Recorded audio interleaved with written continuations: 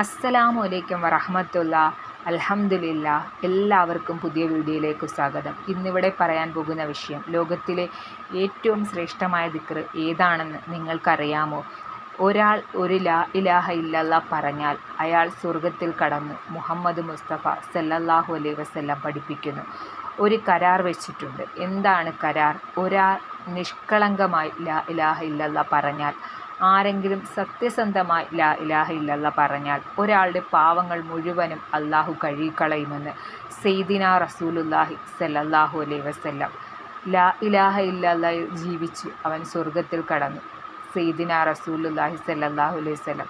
അവൻ വ്യഭിചാരിച്ചാലും മോഷ്ടിച്ചാലും ലാ ഇലാഹ ഇല്ലല്ലാ ചൊല്ലിയാൽ അവൻ സ്വർഗത്തിലേക്ക് പോകുമെന്ന് നബിയുന എന്ന് പറയുമ്പോൾ, അപ്പോൾ നബിത്തങ്ങൾ പറഞ്ഞു, അബൂ താഹിറെ, നിന്റെ മൂക്ക് മണ്ണിൽ വീണാലും ശരി, ഒരൊറ്റ ലാ ഇലാഹ ഇല്ലല്ലാ വ്യഭിചാരിച്ചാലും മോഷ്ടിച്ചാലും ഒരൊറ്റ ലാ ഇലാഹ ഇല്ലല്ലാ മതി, എവിടെയും പോകും.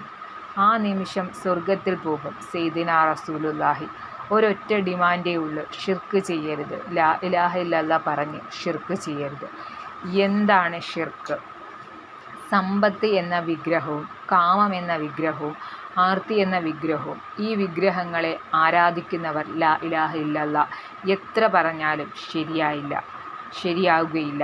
അതുകൊണ്ട് ലാ ഇലാഹ ഇല്ലല്ലാ സത്യസന്ധതയോടുകൂടി ഈ വിഗ്രഹാരാധനയെ വെടിയണം. അങ്ങനെ ഒരൊറ്റ ലാ ഇലാഹ ഇല്ലല്ലാ ചൊല്ലിയാൽ അവൻ എവിടെ എത്തിപ്പെടുന്നുവെന്ന് പറയാൻ പറ്റില്ല. ലാ ഇലാഹ ഇല്ലല്ലാ അധികരിപ്പിക്കുക. ഈമാനോടുകൂടി മരിപ്പിക്കുവാൻ ലാ ഇലാഹ ഇല്ലല്ലാ അധികരിപ്പിക്കുന്നവർ അള്ളാഹു തൗഫീക്ക് ചെയ്യട്ടെ. എന്നെയും നിങ്ങളെയും ആ കൂട്ടത്തിൽ പെടട്ടെ. അള്ളാഹു തൗഫീക്ക് നൽകി അനുഗ്രഹിക്കട്ടെ. ഈ വീഡിയോ നിങ്ങൾക്ക് ഇഷ്ടമായെങ്കിൽ ഒന്ന് സബ്സ്ക്രൈബ് ചെയ്ത് ലൈക്ക് ചെയ്ത് സപ്പോർട്ട് ചെയ്യണേ. അസ്സലാമു അലൈക്കും വറഹ്മത്തുള്ളാഹി. അൽഹംദുലില്ലാ.